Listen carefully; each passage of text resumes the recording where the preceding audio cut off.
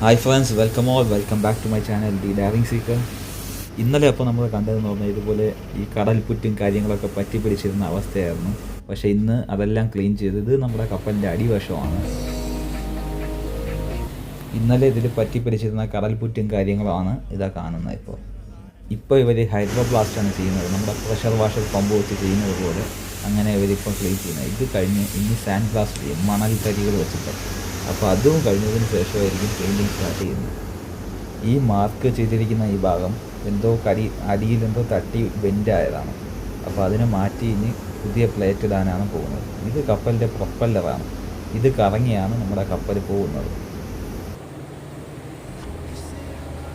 Okay friends, അപ്പോൾ കപ്പൽ ഡോക്കിൽ വരുന്ന ടൈമിൽ എന്തൊക്കെയാണ് പണി നടക്കുന്നതെന്ന് ഒരു ചെറിയൊരു ഐഡിയ നിങ്ങൾക്ക് എല്ലാവർക്കും കിട്ടിക്കാണുമെന്ന് പ്രതീക്ഷിക്കുന്നു.